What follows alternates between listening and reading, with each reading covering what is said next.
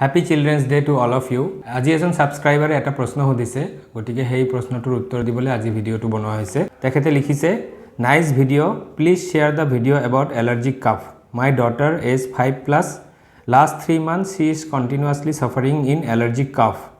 Last time she was also admitted in Apollo Hospital. Still she is facing this type of problem. Kindly suggest the same. Namaskar. মই doctor Samiul Hasan Hussain, child specialist and allergy asthma. তেখেতে লিখিছে যে তেখেতৰ যিজনী শিশু 5 বছৰ বয়স, তেখেতৰ এলাৰ্জিক কফ হৈ আছে আৰু ৰিচেণ্টলি হস্পিটেলাইজেশ্যনো হ'ব লগা হৈছে। তো তেখেতে এলাৰ্জিক কাফৰ বিষয়ে জানিব বিচাৰিছে। গতিকে প্ৰথমতে এলাৰ্জিক কফটো বুজাৰ আগতে আমি বুজিব লাগিব এলাৰ্জি কি। এলাৰ্জি হ'ল আমাৰ যিবোৰ এনভাইৰনমেণ্টৰ যিবোৰ বস্তু আছে, যিবোৰ বস্তু এনে নন হাৰ্মফুল বা হাৰ্মফুল নহয়, যিবোৰ আনহাৰ্মফুল বস্তু আছে, সেইবোৰ বস্তু যদি আমাৰ বডিত এক্সেজাৰেটেড ৰেছপন্স কৰে তেতিয়া আমি এলাৰ্জি হোৱা বুলি কওঁ। ফৰ এক্সাম্পল ধূলি, ককৰ'চ, তাৰপিছত পলেন গ্ৰেইনছ, এইবোৰ সাধাৰণতে মানুহৰ গাত কোনো ধৰণৰ চিমটম নকৰে, কিন্তু যিবোৰ মানুহ এলাৰ্জিক থাকে সেইবোৰ মানুহ যেতিয়া ধূলি বা পলেন গ্ৰেইনছৰ সংস্পৰ্শত আহে তেতিয়া সেই মানুহবিলাকৰ বিভিন্ন ধৰণৰ চিমটম হ'ব পাৰে। চ' এলাৰ্জিৰ চিমটম মেইনলি 3টা জেগাত হয়। এটা হ'ল স্কিনত হ'ব পাৰে। চ' কিছুমান শিশুৰ ক্ষেত্ৰত দেখা যায় যে স্কিনত এলাৰ্জি হয় বা ৰঙা ৰঙা দাগ হয়, খজুৱতি হয়। আৰু এক প্ৰকাৰ এলাৰ্জি আছে যিটো আমাৰ নাকত হয়, অৰ্থাৎ যাক এলাৰ্জিক ৰাইনাইটিছ বুলি কোৱা হয়। ইয়াৰ চিমটমবিলাক হ'ল বহুতবাৰ হাঁচি অহা, নাকেৰে পানী পৰা, নাক খজুৱা, চকু খজুৱা ইত্যাদি ইত্যাদি। তাৰ উপৰিও যিটো 3 নম্বৰ প্ৰকাৰৰ এলাৰ্জি যিটো কমন, সেইটো হ'ল লাংছৰ এলাৰ্জি বা হাওঁফাওৰ এলাৰ্জি। যেতিয়া এই এলাৰ্জেনবিলাক যেনেকুৱা ধৰি লওক পলেন গ্ৰেইনছ হওক, ডাষ্ট মাইট হওক, ককৰ'চৰ পৰা কিছুমান এলাৰ্জেন থাকে, কিছুমান খোৱা খাদ্যবস্তুৰ পৰা এলাৰ্জেন থাকে। চ' সেই এলাৰ্জেন যদি কোনোবা মানুহ যোন এলাৰ্জিক হয়, এক্সপ'জ হয়, তেখেতৰ হাওঁফাওঁতো চিমটম হ'ব পাৰে। তো যেতিয়া হাওঁফাওঁত ইনভলভমেণ্ট হয় তেতিয়া আমাৰ কাহ হয় আৰু সেইটোক এলাৰ্জিক কাফ বুলি কোৱা হয়। চ' এলাৰ্জিক কাফৰ চিমটমবিলাক কি হয়? এলাৰ্জিক কাফ সাধাৰণতে কি দেখা যায় যে ৰাতি বেছি হোৱা দেখা যায়। কাৰণ কি, ৰাতি আমি যেতিয়া শুওঁ, আমাৰ যিটো মেট্ৰেছ থাকে তাতে হাউচ ডাষ্ট মাইট নামৰ এবিধ প্ৰাণী থাকে যিটো মাইক্ৰস্কপিকেলি দেখা যায়, আৰু সেই বস্তুটো বহুত বেছি এলাৰ্জিক হয়। আৰু ষ্টাডি কৰি দেখা গৈছে যে পৃথিৱীৰ ভিতৰত চবতকৈ বেছি এলাৰ্জি যিটো কৰে সেইটো হ'ল হাউচ ডাষ্ট মাইট। গতিকে যদি আপোনাৰ শিশুটিৰ ৰাতি বেছি চিমটম হয় বা আৰ্লি মৰ্ণিং শুই উঠাৰ পিছত চিমটমটো বেছি হয়, দিনৰ ভাগত ভাল থাকে, তেনেহ'লে আপুনি ভাবিব পাৰে যে এই বস্তুটো সেইটো কাৰণত হৈছে।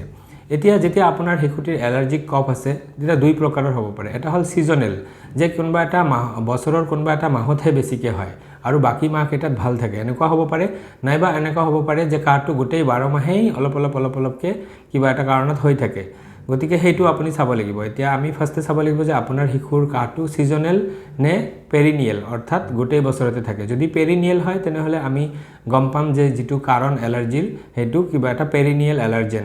আৰু যদি ছিজনেল হয় তেনেহ'লে আমি সাধাৰণতে পলেন গ্ৰেইন, অৰ্থাৎ যিবোৰ গছ গছনিৰ যিবোৰ ফুল হয় সেই ফুলবিলাকৰ এটা ছিজন থাকে, এটা পাৰ্টিকুলাৰ ছিজনতহে ফুলটো ফুলে, আৰু সেই ফুলৰ পৰা যিটো পলেন গ্ৰেইন নিৰ্গৃত হয়, সেই পলেন গ্ৰেইনটো যেতিয়া আমাৰ বডিত সোমায় তেতিয়া এলাৰ্জি হয়। গতিকে এলাৰ্জিক কাফ যিটো আছে সেইটো ইমান চিৰিয়াছ বেমাৰ নহয়, এইটো ধুনীয়াকৈ ট্ৰিটমেণ্ট কৰিব পাৰি। যদি কেতিয়াবা কি দেখা যায় যে এলাৰ্জিটো যেতিয়া বেছি পৰিমাণে শৰীৰত সোমায় তেতিয়া খুব বেছি পৰিমাণে কাহটো হয় আৰু উশাহ লোৱাত কষ্ট হয়, তেতিয়া হস্পিটেলাইজেশ্যনো হ'বলগীয়া হয়। চ' সেই যিটো বেছি হৈ যোৱা যিটো এলাৰ্জেন কাফ, সেইটোক আমি এজমা বুলি বা হাঁপানি ৰোগ হোৱা বুলিও কওঁ। চ' এজমা বা হাঁপানি হ'লে কি হয়, আমি নেবুলাইজেশ্যন কৰাৰ পিছত, অৰ্থাৎ কিছুমান ব্ৰংক'ডাইলেটৰ মেডিচিন আছে যিবোৰ হাওঁফাওৰ ব্ৰংকিয়াছবিলাকক ডাঙৰ কৰি দিয়ে, সেনেকুৱা ধৰণৰ মেডিচিনবিলাক ইউজ কৰিলে শিশুটি বা ডাঙৰ মানুহক অতি সোনকালে লগালগ আৰাম পোৱা দেখা যায়। গতিকে যদি হস্পিটেলাইজেশ্যন হৈছিলে তেনেহ'লে আমি চাব লাগিব যে আপোনালোক নেবুলাইজেশ্যন দিছিল নে নাই। তো শিশুৰ ক্ষেত্ৰত দেখা গৈছে যে কি এই বস্তুটো প্ৰিভেণ্ট কৰিবৰ কাৰণে, অৰ্থাৎ যে কাহটো আপোনাৰ বাৰে বাৰে যে হৈ আছে, এতিয়াও হৈ আছে বুলি কৈছে, এই বস্তুটো প্ৰিভেণ্ট কৰিবৰ কাৰণে, অৰ্থাৎ বাধা দিবৰ কাৰণে আমি ইনহেলাৰৰ ব্যৱহাৰ কৰোঁ। ইনহেলাৰ 2 ৰকমৰ থাকে, এটা আছে ষ্টেৰইড ইনহেলাৰ আৰু এটা আছে ব্ৰংক'ডাইলেটৰ ইনহেলাৰ।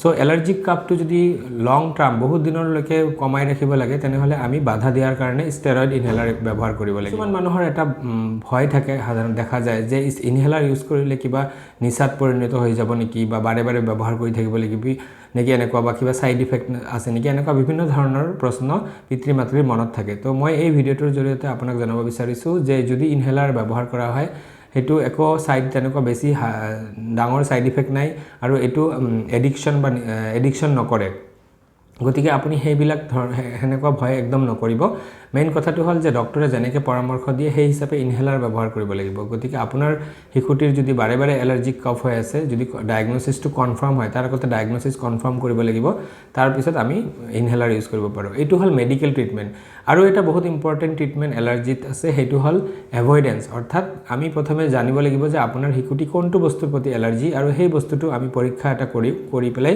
উলিয়াব লাগিব যে এক্স্যাক্টলি কোনটো বস্তুৰ পৰা এলাৰ্জি আছে খাদ্যৰ পৰা এলাৰ্জি আছে নে ডাষ্ট মাইটৰ পৰা এলাৰ্জি আছে নে এনিমেল ডেন্ডাৰ্স বা কুকুৰ মেকুৰীৰ ছালৰ পৰা এলাৰ্জি আছে কোনটোৰ পৰা মানে পলেন গ্ৰেইনছৰ পৰা এলাৰ্জি আছে যদি আমি গম পাও যে কোনটো বস্তুৰ পৰা এলাৰ্জি আছে তেনেহলে আমি সেই বস্তুটো এভয়েড কৰি পেলাইও এই সিম্পটমছ খিনি বহুতখিনি বাধা দিব পাৰো গতিকে হেইটোৰ কাৰণে আমি এলাৰ্জিক স্কিন প্ৰিক টেষ্ট বুলি এটা টেষ্ট হয় হেতু কৰা হয় সেই টেষ্টত আমি স্কিনত এলাৰ্জেন বিলাক দি তাতে প্ৰিক কৰি পেলাই চাও যে কিবা ৰিঅ্যাকশন আছে নেকি সেই ভিডিওটো মই অলৰেডি বনাইছো হেতু লিংকটো মই ডেসক্ৰিপচনত দি দিম গতিকে সেই টেষ্টটো কৰাৰ পিছত আপুনি গম পাব যে আপোনাৰ কোনটো বস্তুৰ আপোনাৰ হিকুটি কোনটো বস্তুৰ প্ৰতি এলাৰ্জি আছে আৰু হেতু এভয়েড কৰি পেলাইও আমি বহুতখিনি ৰিলিফ কৰিব পাৰো সো এটা হৈ গল মেডিকেশন এটা হৈ গল এলাৰ্জেন এভয়েডেন্স আৰু 3 নম্বৰ ট্ৰিটমেন্টটো হল হেলদি লাইফষ্টাইল কৰিও আমাৰ হিকুটিক এলাৰ্জিৰ পৰা বচাব পাৰো বহুত ক্ষেত্ৰত দেখা যায় যে যিবোৰ হিকু অলপ হকত বা ওজনটো বেছি হিহঁতৰ এনেকুৱা সিম্পটম বেছি হয় গতিকে আমি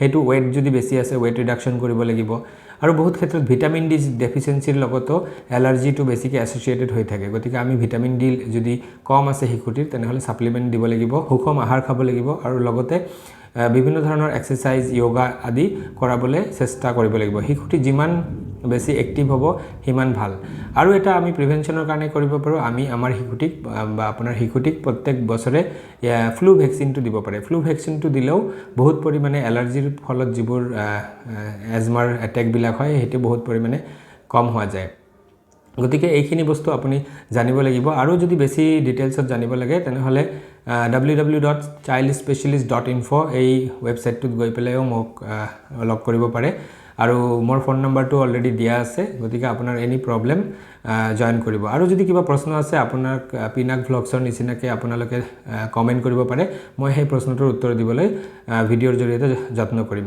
এইখিনি কয় ধন্যবাদ